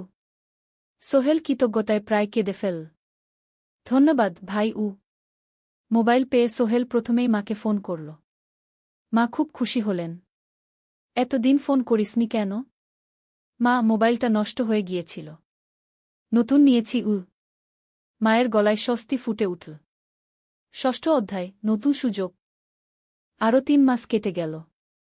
সোহেল পুরোপুরি সুস্থ হয়ে গেছে। তার জীবন আবার স্বাভাবিক হয়ে এসেছে। সে এখন কম্পিউটার ট্রেনিং শেষ করেছে, সার্টিফিকেট পেয়েছে। কিন্তু একটা ঘটনা তার জীবনে বড় পরিবর্তন নিয়ে এলো। একদিন সকালে আলী সাহেব তাকে ডাকলেন। সোহেল, বসো। সোহেল বসল। মনে একটু ভয় লাগছিল। আলী সাহেব কি তাকে বকবেন? সোহেল, তুমি তো এখন কম্পিউটার চালাতে পারো? জি স্যার, একটু একটু শিখেছি। ভালো, আমি তোমার কাজ দেখছি। তুমি খুব পরিশ্রমী আর সৎ। আমাদের কোম্পানিতে এরকম মানুষের দরকার গু। সোহেল কিছু বুঝতে পারছিল না। আমি তোমাকে একটা সুযোগ দিতে চাই। আমাদের কোম্পানি একটা ট্রেনিং প্রোগ্রাম চালু করছে নতুন কর্মচারীদের জন্য। 6 মাসের কোর্স। কম্পিউটার অ্যাকাউন্টিং, ভবন নির্মাণের হিসাব নিকাশ, প্রজেক্ট ম্যানেজমেন্ট সব শিখবে। কোম্পানি সব খরচ দেবে। ট্রেনিংয়ের সময় তোমার বেতনও চলবে। রাজি আছো? সোহেল বিশ্বাস করতে পারছিল না। স্যার, সত্যি? আমাকে এত বড় সুযোগ দিচ্ছেন? হ্যাঁ। তুমি ভালো ছেলে, পরিশ্রমী। আমি তোমাকে এগিয়ে দিতে চাই। ভবিষ্যতে তুমি এই কোম্পানির একজন গুরুত্বপূর্ণ কর্মচারী হবে। সোহেল কৃতজ্ঞতায় প্রায় কেঁদে ফেল। ধন্যবাদ স্যার। আমি কঠোর পরিশ্রম করব। আমি জানি। সেদিন সন্ধ্যায় সোহেল মিনার দোকানে গেল। মিনাকে খবরটা দিল। মিনা খুব খুশি হল। তার চোখে জল এসে গেল। তুমি পারবে সোহেল। আমি জানি। সোহেল তার মা আর বোনকেও ফোন করে খবরটা দিল। মা কাঁদতে লাগলেন। তোর বাবা বেঁচে থাকলে কত খুশি হতো। ট্রেনিং শুরু হলো পরের মাস থেকে।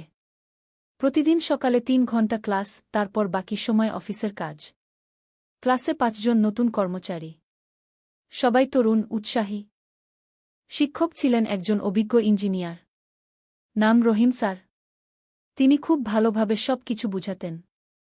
কম্পিউটার অ্যাকাউন্টিং, এক্সেলে জটিল ক্যালকুলেশন, প্রজেক্টের বাজেট তৈরি, সময় ব্যবস্থাপনা সব। সোহেল পুরো মনোযোগ দিয়ে শিখতে লাগল। সন্ধ্যায় বাড়ি ফিরে প্র্যাকটিস করত। করিম মামার ছেলের কাছ থেকে একটা ল্যাপটপ ধার নিত কখনো কখনো। 6 মাস পরে ট্রেনিং শেষ হল। সবাই সার্টিফিকেট পেল। আলী সাহেব একটা অনুষ্ঠান করলেন। সোহেল সেরা পারফর্মার হিসেবে একটা বিশেষ পুরস্কার পেল, 5,000 টাকা বোনাস। আলী সাহেব ঘোষণা করলেন, সোহেল, আজ থেকে তুমি আমাদের জুনিয়র অ্যাকাউন্ট অ্যাসিস্ট্যান্ট। তোমার বেতন 15,000 টাকা। সোহেল অবাক হয়ে গেল। 8,000 থেকে 15,000, প্রায় দ্বিগুণ। সেদিন রাতে সোহেল ঘুমাতেই পারল না। খুশিতে, উত্তেজনায় তার চোখে ঘুম নেই। সে ভাবল তার জীবন কিভাবে বদলে যাচ্ছে। 2 বছর আগে যে রিকশা চালাত, আজ সে একটা নামকরা কোম্পানির অ্যাকাউন্ট অ্যাসিস্ট্যান্ট। 7ম অধ্যায়, প্রেম ও প্রস্তাব। 1.5 বছর হয়ে গেল সোহেলের চট্টগ্রাম আসার। সে এখন একজন সফল যুবক। তার মা গ্রামে খুব খুশি।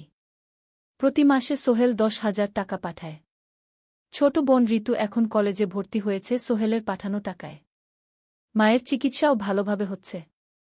মিনার সাথে সোহেলের সম্পর্ক এখন আর শুধু বন্ধুত্ব নয়। দুজন দুজনকে ভালোবাসে। কিন্তু কেউ কাউকে সরাসরি বলার সাহস পায়নি। প্রতিদিন দেখা হয়, গল্প হয়, কিন্তু সেই একটা কথা বলা হয়ে ওঠে না। একদিন শুক্রবার ছুটির দিন। সোহেল মিনাকে বলল, আজ কি একটু ঘুরতে যাবে? কোথায়? পতেঙ্গা বিচ। তুমি কি কখনো গেছ? না। কিন্তু আমার দোকান। শুক্রবার। তোমার বাবা সামলাবে। মিনা রাজি হয়ে গেল। দুপুরে দুজনে বাস নিয়ে পতেঙ্গা গেল। সমুদ্র দেখে মিনা অবাক হয়ে গেল। কি সুন্দর। দুজনে বালিতে বসল। ঢেউয়ের শব্দ শুনতে শুনতে গল্প করছিল। হঠাৎ সোহেল বলল, মিনা, তোমার সাথে কিছু বলার ছিল।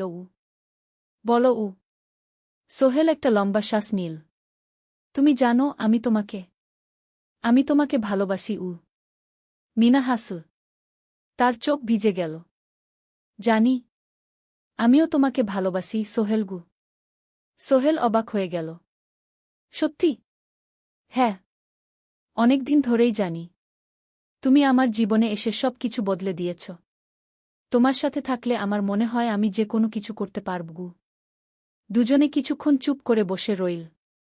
সমুদ্রের ঢেউ এসে পায়ে লাগছিল। সূর্য পশ্চিমে ঢলে পড়ছে। আকাশ লালকুমলা হয়ে গেছে। কিন্তু আমার বাবার সাথে কথা বলতে হবে, কি মিনা বলল। আমি তৈরি। যখন বলবে তখন বলব। পরের সপ্তাহে সোহেল মিনার বাবার সাথে কথা বলল। আব্দুল হামিদ সাহেব প্রথমে একটু দ্বিধা করলেন। তুমি কোনো পরিবারের ছেলে? তোমার বাবা কি করতেন? সোহেল সব সত্যি বলল। তার বাবা ছিলেন স্কুল শিক্ষক। মারা গেছেন 10 বছর আগে। মা গ্রামে থাকেন। ছোট বোন কলেজে পড়ে। তুমি নিজে কি করো? আমি আলামিন কনস্ট্রাকশন কোম্পানিতে জুনিয়র অ্যাকাউন্ট অ্যাসিস্ট্যান্ট। মাসে 15,000 টাকা বেতন। আব্দুল হামিদ সাহেব ভাবলেন। তারপর বললেন, দেখো মিনা আমার একমাত্র সন্তান। তার মা নেই। আমি একা তাকে বড় করেছি। আমি চাই মিনা একজন ভালো ছেলের সাথে বিয়ে হোক। তুমি দেখতে ভালো ছেলে মনে হচ্ছে। কিন্তু আমাকে তোমার মায়ের সাথে দেখা করতে হবে। তোমার পরিবারকে জানতে হবে। জি আঙ্কেল, আমি ব্যবস্থা করছি। সোহেল খুশিতে আটখানা। সে সেদিন রাতেই তার মাকে ফোন করল। মাকে সব বলল। মা প্রথমে অবাক হলেন। তারপর খুশি হলেন। মিনা মেয়েটা কেমন? খুব ভালো মা। তুমি দেখলে পছন্দ করবে। ঠিক আছে। আমি আর ঋতু আসছি চট্টগ্রাম। 2 সপ্তাহ পর সোহেলের মা আর বোন চট্টগ্রাম এলো। সোহেল তাদের নিয়ে মিনার বাড়িতে গেল। 2 পরিবার একসাথে বসল। মিনার বাবা সোহেলের মাকে দেখে খুশি হলেন। সোহেলের মা সহজ সরল ভদ্রমহিলা। আপনার ছেলে খুব ভালো। মিনা তাকে পছন্দ করে। আমিও রাজি। আব্দুল হামিদ সাহেব বললেন। আমার সোহেল সৎ ছেলে। মিনাকে খুব ভালোবাসে। আমি জানি ও মিনাকে সুখে রাখবে। কি সোহেলের মা বললেন। বিয়ের তারিখ ঠিক হল 3 মাস পর। এই 3 মাসে সোহেল যথেষ্ট টাকা জমাবে। বিয়ে হবে সাদামাটা কিন্তু সুন্দর। 8ম অধ্যায়, নতুন পথ। 3 মাস কেটে গেল দ্রুত। সোহেল প্রতিদিন কঠোর পরিশ্রম করছিল। অফিসে তার কাজের প্রশংসা হচ্ছে। আলী সাহেব তাকে এখন ছোটখাটো প্রজেক্টের হিসাব দেখতে দিচ্ছেন। সোহেল তার সঞ্চিত টাকা দিয়ে বিয়ের আয়োজন করল। বিয়ে হল মিনার বাড়ির কাছের একটা কমিউনিটি সেন্টারে। খুব বেশি লোক আসেনি। 2 পরিবারের আত্মীয় স্বজন আর অফিসের কয়েকজন সহকর্মী। কিন্তু অনুষ্ঠান ছিল খুব সুন্দর। সোহেল যখন মিনাকে বিয়ের পোশাকে দেখল, তার মনে হল পৃথিবীর সবচেয়ে সুন্দর মেয়ে সে। লাল শাড়ি পরা, মুখে হালকা মেকআপ, কিন্তু তার স্বাভাবিক সৌন্দর্য ছিল আসল। বিয়ের পর সোহেল একটা ছোট্ট ফ্ল্যাট ভাড়া নিল। 2 রুমের ফ্ল্যাট, মাসে ভাড়া 5,000 টাকা। মিনা এখনও তার পড়াশোনা চালিয়ে যাচ্ছে। আরও 1 বছর বাকি গ্র্যাজুয়েশন শেষ হতে। সোহেলের মা আর বোন গ্রামে ফিরে গেল। মা বলে গেলেন, সোহেল, মিনাকে ভালো রাখিস। মেয়েরা অনেক ত্যাগ করে সংসার করতে। জানি মা। নতুন জীবন শুরু হল। সোহেল সকালে অফিসে যায়, সন্ধ্যায় ফেরে। মিনা সকালে কলেজে যায়, দুপুরে ফিরে রান্না করে, ঘর গোছায়। সন্ধ্যায় দুজনে একসাথে বসে পড়াশোনা করে, গল্প করে, টিভি দেখে। জীবন সুন্দর ছিল। কিন্তু চ্যালেঞ্জও ছিল। মাসিক খরচ, ভাড়া 5,000, বাজার 3,000, বিদ্যুৎ গ্যাস 1,000, মায়ের জন্য 5,000, মিনার কলেজের খরচ 1,200। মোট প্রায় 14,000 টাকা। বাঁচত মাত্র 1,000 খানেক। কিন্তু সোহেল হাল ছাড়ল না। সে সন্ধ্যায় একটা কম্পিউটার ট্রেনিং সেন্টারে পার্ট টাইম পড়ানো শুরু করল। সপ্তাহে 3 দিন 2 ঘন্টা করে। এতে মাসে আরও 3,000 টাকা আসতে লাগল। মিনাও বসে থাকল না। সে বাড়িতে বসে কয়েকজন স্কুলের ছাত্রছাত্রীকে টিউশন পড়াতে শুরু করল। মাসে 2,000 টাকা আয়। এভাবে কেটে গেল 6 মাস। দুজন মিলে পরিবার চালাচ্ছে, স্বপ্ন দেখছে। একদিন সোহেল বলল, মিনা, আমি একটা নতুন স্বপ্ন দেখছি। কি? আমি নিজে একটা ছোট্ট কনস্ট্রাকশন কোম্পানি খুলতে চাই। ছোট ছোট প্রজেক্ট নেব। বাড়ি মেরামত, ছোট বিল্ডিং বানানো, এসব। তোমার কি যথেষ্ট অভিজ্ঞতা আছে? আছে। আমি 2 বছর ধরে এই কাজের সাথে জড়িত। অনেক কিছু শিখেছি। আর আলী সাহেবও আমাকে সাহায্য করবেন। কিন্তু টাকা কোথায়? কোম্পানি খুলতে তো অনেক টাকা লাগবে। আমি জমাচ্ছি। আরও 1 বছর কাজ করব। তারপর চেষ্টা করব।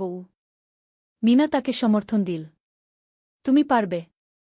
তোমার মধ্যে সেই শক্তি আছে। 9ম অধ্যায়, চ্যালেঞ্জের সময়। কিন্তু ভাগ্য সবসময় অনুকূলে থাকে না। সোহেল যখন স্বপ্ন দেখছিল নিজের কোম্পানি খোলার, তখনই একটা বড় সমস্যা এলো। আলী সাহেবের কোম্পানি একটা বড় প্রজেক্ট পেয়েছিল। একটা 10তলা বিল্ডিং বানানোর কাজ। কিন্তু প্রজেক্টের প্রধান ইনভেস্টর হঠাৎ পালিয়ে গেল। তিনি কোম্পানির কাছ থেকে প্রায় 50 লাখ টাকা নিয়ে গেছেন, কিন্তু কাজ শেষ হয়নি। কোম্পানি বড় ক্ষতির মুখে পড়ল। আলী সাহেব অনেক কর্মচারীকে ছাঁটাই করতে বাধ্য হলেন। প্রায় 10 জনকে চাকরি থেকে বাদ দিলেন। বাকিদের বেতন কমাতে হল। সোহেলকে আলী সাহেব ডেকে বললেন, সোহেল, আমি তোমাকে রাখতে চাই। তুমি বিশ্বস্ত কর্মচারী। কিন্তু তোমার বেতন কমাতে হবে 15,000 থেকে 10,000 সোহেল মনে মনে চিন্তায় পড়ে গেল। 10,000 টাকায় সংসার চলবে কিভাবে? মায়ের খরচ, ভাড়া, বাজার সব মিলিয়ে তো 14,000 টাকা লাগে। কিন্তু সে কিছু বলল না। ঠিক আছে স্যার। বাড়ি ফিরে সোহেল মিনাকে সব বলল। মিনা চিন্তিত হয়ে গেল। এখন কি হবে? চিন্তা করো না, আমি পার্ট টাইম টিউশনির সময় বাড়াব। আর তুমিও বেশি করে টিউশন নাও। কিন্তু আমার তো পড়াশোনাও আছে গি। জানি, কিন্তু এখন এটাই করতে হবে গু। সোহেল সন্ধ্যায় আরও 2টো জায়গায় পার্ট টাইম কাজ খুঁজল। একটা দোকানের সন্ধ্যায় হিসাব দেখার কাজ পেল, মাসে 2,000 টাকা। আরেকটা জায়গায় সপ্তাহান্তে কম্পিউটার রিপেয়ারের কাজ পেল, মাসে 1,500 টাকা। মিনাও 3 জন নতুন স্টুডেন্ট নীল টিউশনে। তার আয় বাড়ল 2,000 থেকে 3,500-এ। কঠিন সময় ছিল। সোহেল সকাল 8টায় অফিসে যেত, সন্ধ্যা 6টায় ফিরত। তারপর একটু বিশ্রাম নিয়ে 7:30টায় বের হতো পার্ট টাইম কাজে। রাত 10টায় বাড়ি ফিরত। রবি-সোমবার কম্পিউটার রিপেয়ারের কাজ। মিনাও সকালে কলেজে যেত, দুপুরে ফিরে রান্না করত, তারপর বিকেলে টিউশন পড়াত। রাতে খাওয়া দাওয়ার পর পড়াশোনা করত। দুজনেরই শরীর খারাপ হতে শুরু করল। সোহেল একদিন অফিসে অজ্ঞান হয়ে পড়ে গেল। ডাক্তার দেখাতে নিয়ে গেল। ডাক্তার বলল, অতিরিক্ত পরিশ্রম, শরীরে পুষ্টির অভাব, ঠিকমতো খাচ্ছেন না মনে হচ্ছে গি। সত্যি কথা, খরচ বাঁচাতে সোহেল আর মিনা অনেক সময় কম খেত। মাংস মাছ কিনত সপ্তাহে একদিন, বাকি সময় শাকসবজি, ডাল। মিনা সোহেলকে বলল, আর নয় সোহেল, তুমি এভাবে নিজেকে শেষ করে ফেলছ। আমার পড়াশোনা বন্ধ করে দিই, আমি ফুল টাইম চাকরি করি গি। না, সোহেল জোর দিয়ে বলল, তোমার পড়াশোনা বন্ধ হবে না। আরও মাত্র 6 মাস বাকি, তুমি গ্রাজুয়েট হবেই গি। কিন্তু তুমি আমি ঠিক হয়ে যাব, চিন্তা করো না গে। কিন্তু পরিস্থিতি আরও খারাপ হলো যখন সোহেলের মায়ের অসুখ হল। হার্টের সমস্যা। হাসপাতালে ভর্তি করতে হল। খরচ 50,000 টাকা।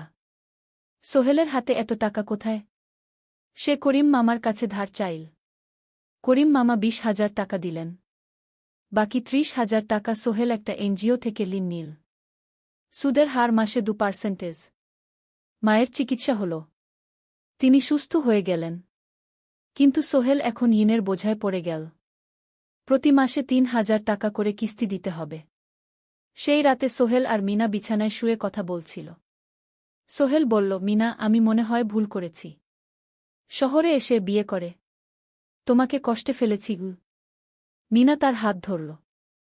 না সোহেল, তুমি ভুল করনি। জীবনে এরকম খারাপ সময় আসে, কিন্তু এটা কাটিয়ে ওঠাই হলো আসল শক্তি। আমরা একসাথে আছি, একসাথে থাকব, সব কিছু ঠিক হয়ে যাবে। মিনার কথায় সোহেল একটু সাহস পেল। হ্যাঁ, হাল ছাড়া যাবে না। 10ম অধ্যায়, আলোর দিকে। 3 মাস পরে পরিস্থিতি একটু ভালো হতে শুরু করল। আলী সাহেবের কোম্পানি একটা নতুন প্রজেক্ট পেল, একটা স্কুল বিল্ডিং বানানোর কাজ। কোম্পানি আবার স্থিতিশীল হতে শুরু করল। আলী সাহেব সোহেলকে ডেকে বললেন, সোহেল, আমি তোমার কঠোর পরিশ্রম দেখেছি। খারাপ সময়েও তুমি কোম্পানি ছেড়ে যাওনি। আমি কৃতজ্ঞ। আজ থেকে তোমার বেতন আবার 15,000 টাকা গু। সোহেল খুশি হয়ে গেল। ধন্যবাদ স্যার। মিনাও গ্রাজুয়েশন শেষ করল, ভালো ফলাফল করল। সে এখন চাকরি খুঁজছে। একদিন মিনা একটা প্রাইভেট স্কুলে শিক্ষিকার ইন্টারভিউ দিতে গেল। ইন্টারভিউ ভালো হল, তাকে নিযোগ দেওয়া হল। বেতন 12,000 টাকা। সেদিন সন্ধ্যায় দুজনে মিলে একটা ছোট্ট পার্টি করল। একটা বিরিয়ানি কিনল, কোমল পানীয় কিনল। দুজনে মিলে খেল। আমরা পেরেছি সোহেল, মিনা বলল। হ্যাঁ, আমরা পেরেছি গু। এখন দুজনের মিলিয়ে আয় 27,000 টাকা।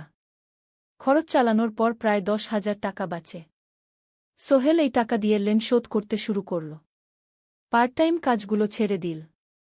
শরীরের যত্ন নেওয়া শুরু করল।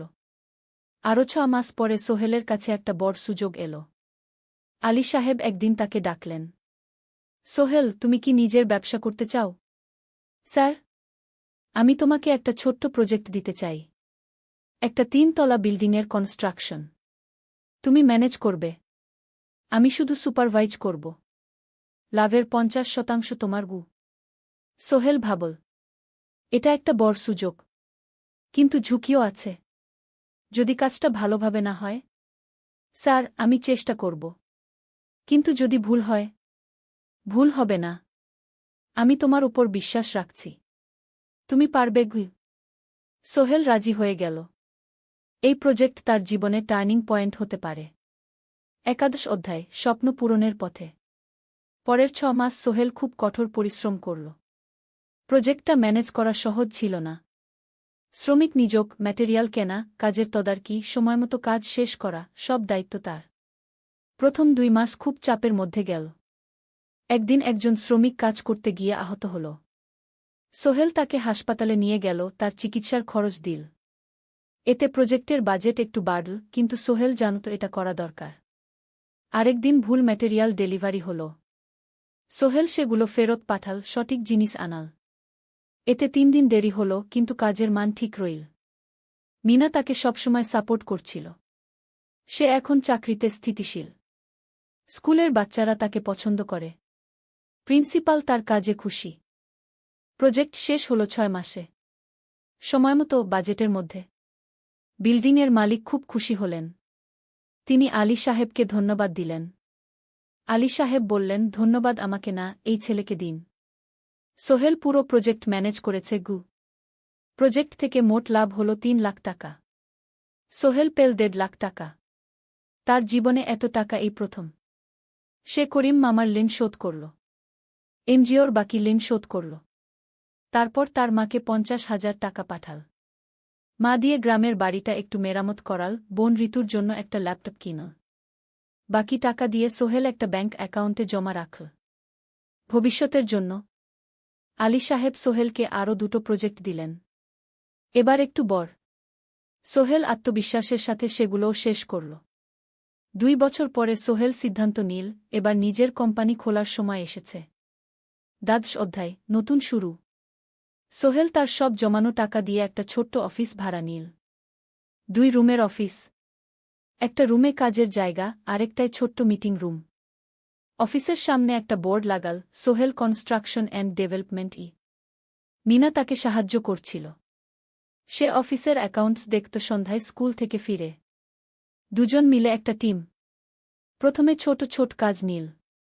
বাড়ি মেরামত, দোকান সংস্কার, ছোট বিল্ডিং কনস্ট্রাকশন। কাজের মান ভালো রাখার চেষ্টা করল। সময়মতো শেষ করল। দাম ন্যায্য রাখল। ধীরে ধীরে সোহেলের সুনাম ছড়িয়ে পড়ল। মানুষ তাকে বিশ্বাস করত। তার কাছে নতুন নতুন কাজ আসতে লাগল। প্রথম বছর খুব কষ্ট হল। কখনো লাভ হতো, কখনো লস। কিন্তু সোহেল থেমে থাকল না। সে শিখতে লাগল ব্যবসা কিভাবে চালাতে হয়। দ্বিতীয় বছরে পরিস্থিতি ভালো হল। সোহেল এখন 3 জন স্থায়ী কর্মচারী নিযোগ দিল। একজন ইঞ্জিনিয়ার, একজন সুপারভাইজার, একজন অফিস সহায়ক।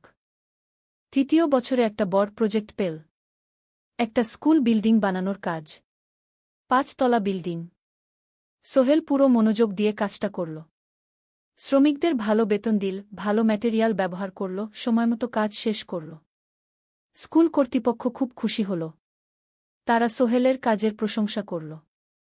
এই প্রজেক্ট থেকে সোহেল প্রায় 5 লাখ টাকা লাভ করল। এই টাকা দিয়ে সে আরও ভালো একটা অফিস নিল। আরও কর্মচারী নিযোগ দিল। এখন তার কোম্পানিতে 10 জন স্থায়ী কর্মচারী। প্রজেক্ট অনুযায়ী আরও শ্রমিক নিযোগ দেওয়া হয়। ত্রয়োদশ অধ্যায়, পরিবার। এদিকে সোহেল আর মিনার সংসারেও খুশির খবর এল। মিনা গর্ভবতী। 9 মাস পর তাদের একটা মেয়ে হল। নাম রাখল সারা। সারা যখন জন্মাল, সোহেলের মা আর বোন চট্টগ্রামে এল। মা 1 মাস থেকে গেলেন। মিনাকে সাহায্য করলেন। সোহেল এখন একটা বড় ফ্ল্যাট ভাড়া নিয়েছে। 3 রুমের ফ্ল্যাট। একটা রুমে সোহেল, মিনা, একটায় সারা, আরেকটায় অতিথি রুম। মায়ের জন্য সোহেল সিদ্ধান্ত নিল তাকে চট্টগ্রামে নিয়ে আসবে। গ্রামে একা থাকা ঠিক না। কিন্তু মা রাজি হলেন না। না বাবা, আমি গ্রামেই থাকব। এখানে আমার পরিচিত মানুষ আছে। তোর বোনকে নিয়ে যা। ও ঢাকায় পড়ছে, চট্টগ্রামে এনে ভালো কোথাও ভর্তি করিয়ে দেগি। সোহেল তাই করল। ঋতুকে চট্টগ্রাম বিশ্ববিদ্যালয়ে ভর্তি করিয়ে দিল। ঋতু এখন সোহেলের ফ্ল্যাটে থাকে, বিশ্ববিদ্যালয়ে পড়ে। সোহেলের মনে হল তার জীবন এখন পরিপূর্ণ। স্ত্রী, মেয়ে, বোন সবাই তার কাছে। ব্যবসা ভালো চলছে। মা গ্রামে সুখে আছেন। চতুর্দশ অধ্যায়, সফলতার শিখরে। 5 বছর কেটে গেল। সোহেল এখন একজন সফল উদ্যোক্তা। তার কোম্পানি কি সোহেল কনস্ট্রাকশন অ্যান্ড ডেভেলপমেন্ট এখন চট্টগ্রামে বেশ পরিচিত। প্রায় 30 জন কর্মচারী তার অধীনে কাজ করে। সোহেল এখন শুধু ছোট প্রজেক্ট করে না, বড় বড় প্রজেক্টও করে। একটা 8তলা বিজনেস কমপ্লেক্স বানানোর কাজ পেয়েছে। একটা হাসপাতাল বিল্ডিং বানাচ্ছে। মিনা এখনও স্কুলে পড়ায়। সে এখন ভাইস প্রিন্সিপাল। সাথে সোহেলের কোম্পানির অ্যাকাউন্টস ম্যানেজার। দুজন মিলে ব্যবসা চালা। সারা এখন 4 বছরের। স্কুলে ভর্তি হয়েছে। খুব চালাক মেয়ে। ঋতু বিশ্ববিদ্যালয় থেকে গ্রাজুয়েট হয়ে একটা ব্যাংকে চাকরি পেয়েছে। একদিন আলী সাহেব